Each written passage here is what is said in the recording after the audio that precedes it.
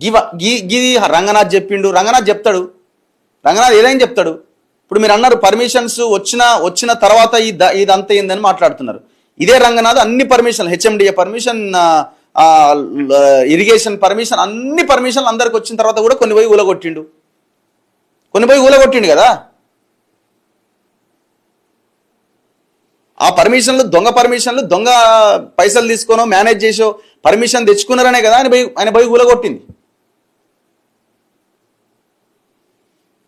రంగనాథ్ గారు దాంట్లో చెప్పిండు. రంగనాథ్ ఏం చెప్పిండు? రంగనాథ్ అసలు మీకు సి పట్టా గురించి, ఏక్ ఫస్లీ పట్టా గురించి మీకేం క్లారిటీ ఉన్నది?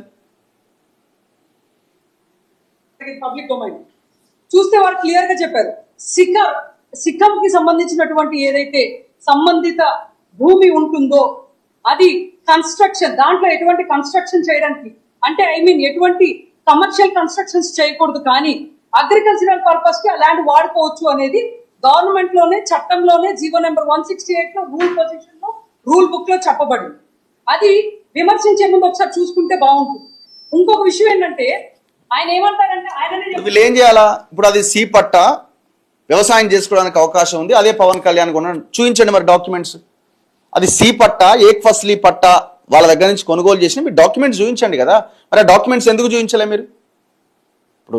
ఇప్పుడు నేను ఒకవేళ ల్యాండ్ కొంటే, నేను ఒకవేళ ఏదైనా అది కొంటే దాని లింక్ డాక్యుమెంట్స్ నా దగ్గర ఉంటాయి కదా. మరి పవన్ కళ్యాణ్ మీకు ఎందుకు ఇవ్వలే ఆ డాక్యుమెంట్స్? చెప్పండి కదా. అయ్యో చెప్పినాం కదా, ఇంక ఏముంది ఇలా పెట్టడానికి? ఇది ఇప్పుడు ఏమంటారంటే విలేజ్ మ్యాప్ లో చెరువు లేదని మాట్లాడుతున్నారు. అరే విలేజ్ మ్యాప్ ప్రకారమేనయ్యా బాబు. ఇగో ఇది 2017లో చేసిన సర్వే, ఇది చెరువు. ఈ చెరువులో 706 సర్వే నెంబర్ గీడు ఉన్నది. ఇగో దీని కింద అందరు సంతకాలు ఉన్నాయి. తహసీల్దార్ శంకరపల్లి, మండల సర్వేయర్ సంతకం ఉన్నది, ఎంఆర్ఓ సంతకం ఉన్నది, RDO Chevella division Rangareddy district సంతకం ఉన్నది. మరి వీళ్ళంతా ఇది తప్పు రాసినట్ట? ఇది ఇప్పుడు ఇది చెరువే కదా, వాళ్ళు డిజైన్ చేసిన ఇది రాసిన దీని ప్రకారం, డ్రాయింగ్ ప్రకారం సర్వే నెంబర్ ఈడు ఉంది కదా. ఇంకొక ఆయన అంటాడు ప్రొహిబిషన్ లిస్ట్ లో లేదు కదా ఇది అంటాడు. ఈ సర్వే నెంబర్ ప్రొహిబిషన్ లిస్ట్ లో ఉంది, ఈ సర్వే నెంబర్ ప్రొహిబిషన్ లిస్ట్ లో ఉంది, అన్ని 707 కూడా ప్రొహిబిషన్ లిస్ట్ లో ఉంది. ఇది ఒక్కటే ప్రొహిబిషన్ లిస్ట్ లో లేదు. ఎందుకు లేదు? తీసేయించారు. ఈ భూమి కావాలని అందులోంచి తీసేసి రిజిస్ట్రేషన్ చేసుకున్నారు. అదే కదా మేము చెప్తున్నది కూడా.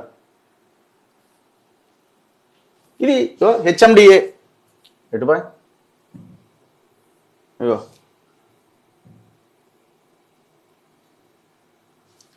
HMDA Hyderabad metropolitan development authority survey of lakes in extended HMDA area cadastral map of కోడి చెరువు lake ID 1600/E/02 Janwada village Shankarpally మండలం రంగారెడ్డి జిల్లా. ఇది ఆర్వి అసోసియేట్స్ అని వాళ్ళతోని 2017లో చేయించిన సర్వే రిపోర్ట్. ఇది ఇంకేం కావాలా? విలేజ్ మ్యాప్ ప్రకారమే వీళ్ళు సర్వే చేసినారు. ఏం మాట్లాడతారు? ఇక మీ దగ్గర మాట్లాడడానికి అవకాశమే లేదు. నేను చాలా క్లియర్గా చెప్పిన. మీరు కేసు అంటున్నారు కదా, కేసు పెట్టుకోండి. డిఫమేషన్ వేస్తారా, లేకపోతే ఇంకెవరు అడ్వకేట్ డీజీపీ కంప్లైంట్ చేసినాడు, కంప్లైంట్ చేయమనండి, క్రిమినల్ కేసులు పెట్టమనండి. మా వ్యాఖ్యల నుంచి మేము వెనక్కి తగ్గలే, మేము కట్టుబడి ఉన్నాం. 24 గంటలు, దాదాపు 36 గంటలు అవుతున్నది. గవర్నమెంట్ని అడుగుతున్నాం మేము. తెలంగాణ మా ప్రభుత్వం కదా, ఇది మా ప్రజలు ఎన్నుకున్న ప్రభుత్వం కదా, ముఖ్యమంత్రి రేవంత్ రెడ్డిని చేసిరు కదా, ఈ కాంగ్రెస్ కదా మార్పు తీసుకొస్తా ఉన్నది. ఆ కాంగ్రెస్ని అడుగుతున్నాం. ఆయన 10 ఎకరాలు లేపేసిండు, ఆ 10 ఎకరాలు మా దాంట్లో కలుపురు. ఇంకా ఆయన అఫిడవిట్లో 18 ఎకరాలు పెట్టిండు. ఇంకా మిగతా 8 ఎకరాల లెక్క తర్వాత ఎపిసోడ్లో మాట్లాడదాం. ఆయన వ్యవసాయం చేస్తుండు, ఏం చేస్తే మాకేంది? ఆయన ఆర్గానిక్ వ్యవసాయం చేస్తుండు, పశువులు ఆవులు పెంచిండు, మాకెందుకండి ఇవన్నీ? తెలంగాణ ఇప్పటికే ఆగమైపోయినది. మాకేం పవన్ కళ్యాణ్ మీదనో ఇంకోరి మీదనో వ్యక్తిగతమైన కోపాలు కక్షలు మాకు లేవు. జరిగిన విషయాన్ని ముందు పెడుతున్నా. ఇప్పుడే ఎందుకు మాట్లాడుతున్నావు, గతంలో ఎందుకు మాట్లాడదంటే ఇప్పుడు ఆయన టాపిక్ వచ్చింది కాబట్టి. అసలు ఎలక్షన్ అఫిడవిట్లో ఏముందని ఒకసారి చెక్ చేస్తే ఇగో ఇది కనబడ్డది మాకు. మేము గతంలో చూడలే. ఇవాళ కొన్ని వేల కబ్జాలు, చాలా లక్షల ఎకరాల కబ్జాలని ప్రతిదాన్ని మనం ముందుకు తీసుకురావడం అంత ఎవరైనా కంప్లైంట్ చేస్తున్నా, ఎవరైనా మా దృష్టికి తీసుకొస్తున్నా జరుగుతుంది. సరే ఇది యాదృచ్ఛికంగానో ఎట్లో మొత్తానికి ఆయన ఈ మధ్య వార్తల్లో నిలిచిండు. ఆయన ఆ సర్వే నెంబర్ చూస్తే ఈయన పేరున్నది. అరే ఇది చెరువు కదా అని చెప్పి ముందు పెట్టినాం.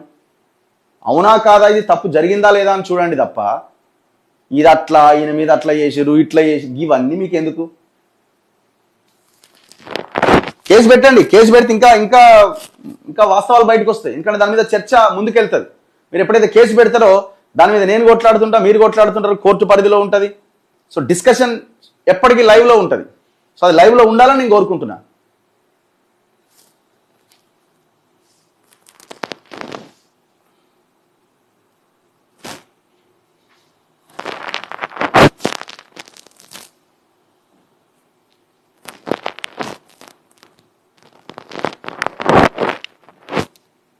సో కాలేజ్ తర్వాత ప్లాన్స్ ఏంటి? తెలంగాణలో ఉన్న సమస్యలను పక్కన పెట్టి పవన్ మీద పడ్డప్పుడే సందేహం వచ్చిందట. మేము అదే బాధపడుతున్నాం. ఈ లొల్లి మాకెందుకు, ఈ లొల్లి మాకెందుకు, ఇది కొత్తగా రేవంత్ రెడ్డి తీసుకొచ్చిన లొల్లిది. మస్తు సమస్యలు ఉన్నాయి, రైతులకు సంబంధించిన ఇష్యూస్ ఉన్నాయి, ఇది ఎప్పుడు పక్కకి వెళ్ళిపోద్దా అని అనుకుంటున్నాం. అనుకునే లోపు ఈ భూమి వచ్చింది. ఇప్పుడు ఇది కూడా తెలంగాణ సమస్య కదా. తెలంగాణ భూమి కోల్పోతున్నప్పుడు, తెలంగాణ భూమిని ఇంకొకరు కబ్జా చేస్తున్నప్పుడు దాన్ని రక్షించాల్సిన బాధ్యత మన మీద ఉంది కదా. దగ్గర 500 కోట్ల వాల్యూ చేసే భూమి అది ఎట్లా వదిలిపెడతాం?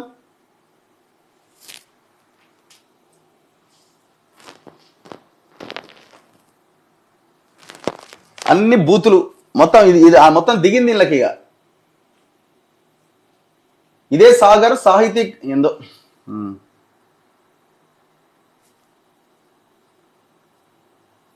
మీరు ఆంధ్రప్రదేశ్ ప్రజలు మిమ్మల్ని దేనికి గెలిపించారండి? దేనికి గెలిపిస్తే ఏం చేస్తున్నారు మీరు? దాని మీద ఫోకస్ చేయండి కదా.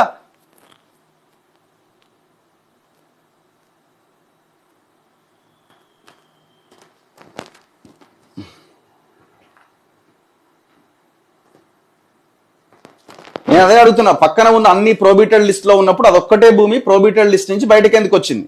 నేను పీకే అభిమానిని, కానీ నేను రఘు గారికి మద్దతు ఇస్తున్నాను. తెలంగాణ గౌరవానికి జోలికి వస్తే తన్ని తరుముతాం.